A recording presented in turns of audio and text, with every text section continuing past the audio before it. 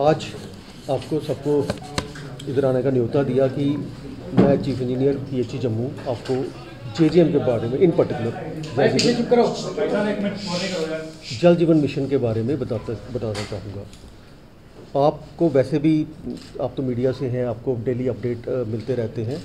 कुछ मिसकंसेप्शंस, कुछ डाउट्स, कुछ हमारे साथी अलग अलग चैनल्स में, मीडियाज़ में कई चीज़ें इसके अगेंस्ट जो है वो बोलते रहते हैं। तो एक आज का पर्पस था कि वो डाउट्स डिपार्टमेंट अपनी तरफ से डाउट्स क्लियर करना चाहता है। जल जीवन मिशन जो है, जैसे कि आप जानते हैं, गवर्नमेंट ऑफ इंडिया का, प्राइम मिनिस्टर का एक ड्रीम प्रोजेक्ट है जिसमें हर घर जल देना है। और जल कैसे देना है वो उसके स्पेसिफाइड नाम्स है। 55 litre per capita means 55 litre हर एक आदमी को रोज़ के हिसाब से, और क्वालिटी स्टैंडर्ड्स भी इसके BS 10500 के हिसाब से क्वालिटी स्टैंडर्ड्स जो उसमें प्रिस्क्राइब्ड है वो क्वालिटी वाटर जो है हमने हर घर को देना है।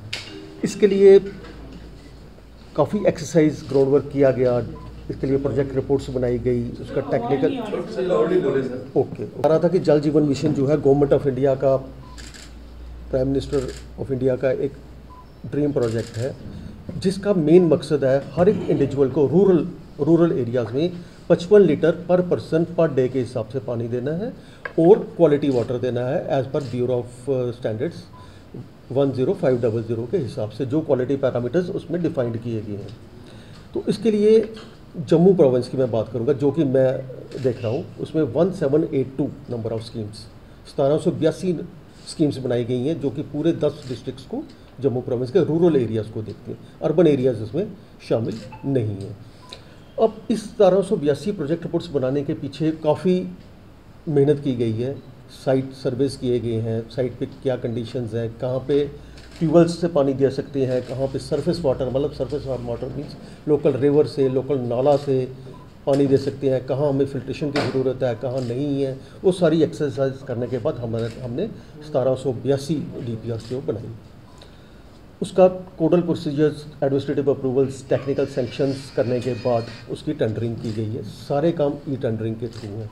सो ये कहना कि इसको काम दे दिया, उसको दे दिया, बाहर के कंट्रैक्टर्स आ गए, जम्मू के नहीं आए, वो क्योंकि टेंडरिंग है। टेंडरिंग में कोई भी JK टेंडर्स की साइट पे जाके जो एलिजिबल है वो पार्टिसिपेट कर सकता है। उसके बाद जब वो टेंडर डालते हैं, टेंडर डालने के बाद उसका पहले टेक्निकल एवेल्यूशन की जाती है। मतलब हमने टेंडर डॉक्यूमेंट में क्या लिखा, हमने लिखा इस पर्टिकुलर काम के लिए ये एक्सपीरियंस चाहिए, इस पर्टिकुलर काम इतनी टर्नओवर चाहिए, इस पर्टिकुलर काम के लिए इतनी बिड कैपेसिटी चाहिए। वो सारी चीज़ें जो उसमें क्वालिफाई करता है वो बिड्स ओपन की जाती हैं for financial evaluation. Financial evaluation के बाद उसमें जो L1 आता है, जिसका रेट लोएस्ट आता है, उसको एक ऑफ़र किया जाता है, वो रेट। उसके बाद हमारी इस एक्टिविटी के ऊपर एक UT लेवल कमेटी भी बनी गई जिसको कि डेवलपमेंट कमिश्नर वर्क्स हेड करते हैं। वो फिर हम सारे काम उस कमेटी में लेके जाते हैं। उसमें 9 मेंबर्स हैं, उसमें 4 चीफ इंजीनियर्स हैं, फाइनेंस के लोग हैं, इंडस्ट्रीज़ के लोग हैं। वो उसमें जब कंसेंट बनती है फिर उसकी अलॉटमेंट्स प्रोसेस करते हैं। तो एज ऑन डेट जो 1782 स्कीम्स हैं हमारी, इसमें जो इंडिविजुअल वर्क्स हैं वो 4401 है, 4401 वर्क्स हैं जो कि अलग अलग तरह से टेंडर किए गए हैं और उनमें अलग अलग नेचर के काम है। 4401 में ट्यूबवेल्स, बोरवेल्स एक आइटम है जो जिससे कि हम ग्राउंड वाटर टैप करते हैं। उसके बाद जहाँ पे हम नाला वाटर टैप या river water tap, surface water जिसको हम टेक्निकल लैंग्वेज बोलते हैं, वो टैप करते हैं। वहाँ पे फिल्ट्रेशन प्लांट्स डिज़ाइन किए गए हैं। फिल्ट्रेशन प्लांट्स भी 2 कैटेगरीज किए हैं, रैपिड सैंड फिल्ट्रेशन प्लांट्स हैं और स्लो सैंड फिल्ट्रेशन प्लांट्स हैं एज पर साइट कंडीशंस के हिसाब से। उसके बाद फिर आगे आ गया पाइप नेटवर्क, जो हमारी राइजिंग मीन्स डिस्ट्रीब्यूशन सिस्टम्स वो डिज़ाइन करके हमने वो टेंडर आउट किया गया। उस 4401 में आज की डेट में 4401 टोटल हमारे काम है। उसमें से आज तक 4035 वर्क्स जो हैं वो अलॉट कर दिए गए हैं। उस 4035 में से आज की डेट में 3020 वर्क्स जो हैं वो स्टार्ट हो चुकी हैं। उसमें से 3020 में से भी 792 वर्क्स जो हैं वो हमारे कंप्लीट है। 1782 स्कीम्स में से हमारा टारगेट है 31 दिसंबर का, 31 दिसंबर 2023 तक हमने ये काम कंप्लीट करने हैं। अब जैसे जैसे टाइम पास आता जा रहा है, हमारी क्योंकि जो काम स्टार्टेड है वो कंप्लीशन की तरफ जा रहे हैं और ये काम हम कंप्लीट कर लेंगे। इनका जो लास्ट माइलस्टोन है वो है FHTC, जिसको बोलते हैं functional house hold tap collection. वो हम जम्मू प्रोविंस में 64% के अप्रॉक्सीमेटली 64% पे पहुंच गई हैं, जबकि यूटी में हम 70% पे पहुंच गए हैं। कश्मीर ने लिटल थोड़ा सा हमसे जल्दी स्टार्ट किया था, उनके काम थोड़े जल्दी स्टार्ट हुए थे, इसलिए ओवरऑल परसेंटेज यूटी की 70% है, जम्मू प्रोविंस की 64% है। और यहाँ पे 64% हम भी 70 या हमारी थोड़ा स्पीड शुरू में कम रही कि जम्मू में जैसे कि आप जानते हैं स्कैटर्ड एरियाज़ हैं। आप रूरल एरियाज़ में देखें, दिन रात के शाम के टाइम देखना, आप तो विज़िट करते ही हैं, आपको एक पहाड़ी पे एक लाइट जलती नज़र आती है। दैट मीन्स एक घर वहाँ है, दूसरा घर उसके 500 मीटर पे है, फिर 400 मीटर पे है। दैट मीन्स उतना ही नेटवर्क हमारा नेटवर्क का फैलाव ज़्यादा है। हमारी पाइप डिस्ट्रीब्यूशन भी कश्मीर से ज़्यादा है, तो अकॉर्डिंगली टाइम भी हमें ज़्यादा लग रहा है। बट अब हमने नैरो डाउन कर लिया, हम अपने टारगेट्स जो है वो अचीव कर लेंगे। इसमें कम से कम हमने कैलकुलेट करवाया था 1000 के करीब कंट्रैक्टर्स कह लें, एजेंसीज कह लें, जो इंगेज्ड हैं। उसमें कई ऐसी हैं जिसने 1 काम लिया, 2 काम लिया, 20 काम लिया, 50 काम लिए। वो डिफरेंट अपनी अपनी बिड कैपेसिटीज़ के हिसाब से लोगों ने इस पर अपने काम कर रहे हैं। इस काम के अलावा हमारी सुपरविजन जो हमारा स्टैंडर्ड इंजीनियरिंग डिपार्टमेंट में होता है, जेई है, AEE है, एक्सेन का टेस्ट चेक है, उसके अलावा JGM में एक डिस्ट्रिक्ट प्रोजेक्ट मैनेजमेंट यूनिट्स बनाई है गवर्नमेंट की तरफ से। वो जो DPMU हम उसको बोलते हैं, वो मेरे कंट्रोल में नहीं है। वो मिशन डायरेक्टरेट एक है हमारे मेरे से ऊपर एक मिशन डायरेक्टरेट है JJM की, जो पूरे यूटी को देखती है। उसके ऊपर फिर एडमिनिस्ट्रेटिव डिपार्टमेंट है। अब मिशन डायरेक्टरेट ने वो DPMUs एंगेज की हुई हैं हर डिस्ट्रिक्ट में, जो कि सीधा DCs को रिपोर्ट करती हैं और बीच में कोऑर्डिनेट करती हैं डिपार्टमेंट, डिप्टी कमिश्नर के लेवल पे। कहीं लैंड इश्यूज़ आ जाते हैं, सरकारी ज़मीन का, प्राइवेट पंचायतों के झगड़े, वो सारे सॉर्ट आउट करती हैं और मॉनिटरिंग भी करती हैं। उसके अलावा मिशन डायरेक्टरेट ने कंसल्टेंट्स भी एंगेज कर किए हुए हैं, सिविल और मैकेनिकल के, जो लोग एक्सपर्टाइज रखते थे अपनी एक्टिव सर्विस में, उस लाइन के जम्मू के लिए अलग, कश्मीर के लिए अलग एक कंसल्टेंट्स लगाए गए हैं। उसके बाद थर्ड पार्टी मॉनिटरिंग 2 एजेंसीज हैं, कश्मीर के लिए अलग है, जम्मू के लिए अलग है। हर बिल पेमेंट से पहले थर्ड पार्टी वेरिफिकेशन एजेंसी जो है उसके इंजीनियर्स उसको वेरीफाई करते हैं।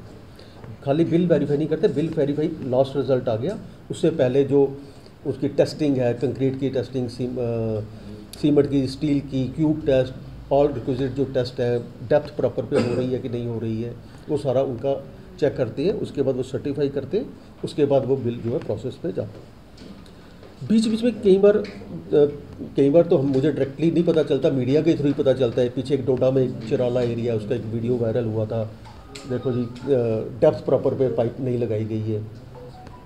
जैसे ही वो हमें पता लगा, हमने सारी पाइप वो निकलवा के प्रॉपर डेप्थ करवा के वो दोबारा रिले करवा दी थी। अब 2-3 इश्यूज रिसेंटली आपने सुने होंगे, हमारे कंट्रैक्टर्स भाई भी जो इधर काम भी कर रहे हैं, अब हालांकि उनका सब्जेक्ट नहीं है, कि HDP पाइप लगा रहे हैं।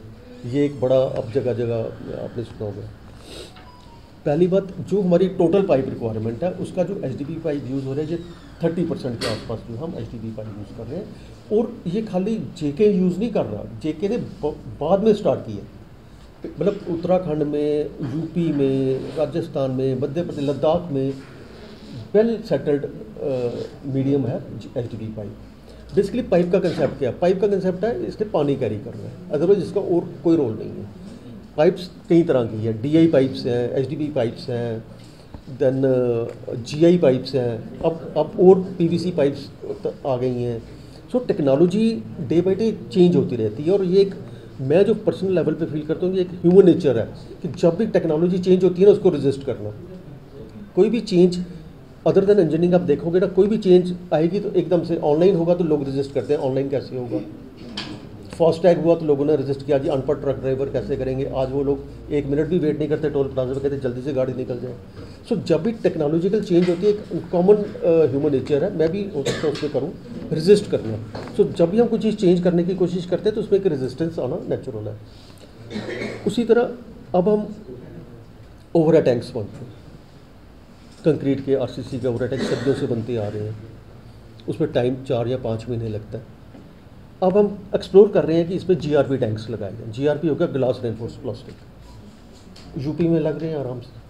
हम भी एक्सप्लोर कर रहे हैं कि किस रेट्स पे बनेंगे, कैसे बनेंगे, कितनी लाइफ साइकिल है। सो अगर हमें वो सूट करेगा तो हम उसके लिए भी जाएंगे। अब कल को कोई कहेगा देखो जी प्लास्टिक के टैंक लगा दिए।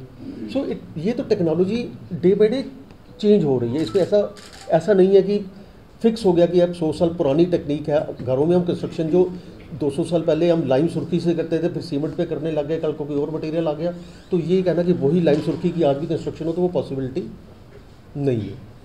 थर्ड एक पॉइंट मेरा था जो लोगों में बड़ी परसेप्शन है, वो मैंने पहले भी टच किया वो पॉइंट, बाहर के कंट्रैक्टर और लोकल कंट्रैक्टर। ई टेंडरिंग के ज़माने में वन इंडिया वन नेशन, फिर बाहर वाला, और वो मुझे तो वो कंसेप्ट समझ नहीं आता है। ई टेंडरिंग में कोई भी जो एलिजिबल है वो काम कर सकता है। अगर लोकल किसी कंट्रैक्टर की बिड कैपेसिटी, टर्नओवर या वो चीज़ें हैं तो वो क्यों नहीं पार्टिसिपेट करे। बेसिकली लोगों ने बिड कैपेसिटीज़ अपने डेवलप नहीं की गई हैं, पर जहाँ जहाँ वो एलिजिबल हैं, जहाँ जहाँ उनकी बिड कैपेसिटीज एक्सपीरियंस, वो they are actively doing it. हमें उनसे कोई शिकायत नहीं है, लेकिन हमें एक स्पेसिफाइड टाइम फ्रेम में काम करना है ना। उसके लिए ई टेंडरिंग करने में कोई भी पार्टिसिपेट करे जो एलिजिबल है। तो मेरा मेन ये था, ये आ गया पाइप डिस्ट्रीब्यूशन पे। फिर क्वालिटी का एक एस्पेक्ट भी है, क्वालिटी का, क्योंकि वो लोग अभी हमारे लोग क्वांटिटी पे ही जूझते रहते हैं वाटर सप्लाई, तो क्वालिटी की बात बड़ी कम की जाती है। जेजीएम में वो मैंने पहले भी बताया, ब्यूरो ऑफ इंडियन स्टैंडर्ड्स का 10500 के हिसाब से है। उसमें लैब्स एस्टेब्लिश हैं हमारी। आज की डेट में जम्मू प्रोविंस में एक स्टेट लैब है, 10 डिस्ट्रिक्ट लैब है जो अलग अलग डिस्ट्रिक्ट में एक, प्लस हमारी 33 सब डिविजनल लैब्स हैं। इसमें से हमारा जो फर्स्ट प्रायोरिटी है वो है स्टेट लैब, और हमारी जो 10 डिस्ट्रिक्ट लैब है उनकी NABL एक्रेडिटेशन करवाना। वो प्रोसेस हमारा, उसका जो स्टेप्स होते हैं ना 1 2 3 वो सारे हो गए हुए हैं। एप्लीकेशंस हमने मूव कर दी हुई हैं NABL के लिए। उनके ऑडिटर्स आएंगे, दे विल इंस्पेक्ट, और वो अपनी, अगर उनको सारी चीज़ें ठीक लगेंगी तो हमारी वो लैब्स NABL एक्रेडिटेशन हो जाएगी। पहला प्रायोरिटी हमारी ये 11 लैब्स हैं, एक स्टेट लैब, 10 डिस्ट्रिक्ट लैब। जैसे हम इधर से थ्रू होते हैं, हमारा नेक्स्ट फोकस जो हो जाएगा वो सब डिविजनल लैब्स पे हो जाएगा। सब डिविजनल लैब्स का अभी इंफ्रास्ट्रक्चर क्रिएशन वो चीज़ें चल रही हैं, लेकिन पहले NABL हम पहले ये वाली करवाएंगे 11, उसके बाद हम 33 बैलेंस सब डिविजनल लैब्स की तरफ भी जाएंगे। इसके अलावा JGM में FT की ट्रेनिंग है, फील्ड टेस्टिंग किट्स की ट्रेनिंग है, रूरल वुमेन की ट्रेनिंग है, वो चीज़ें जो हैं वो साइड बाय साइड साइमल्टेनियसली वो चल रही हैं।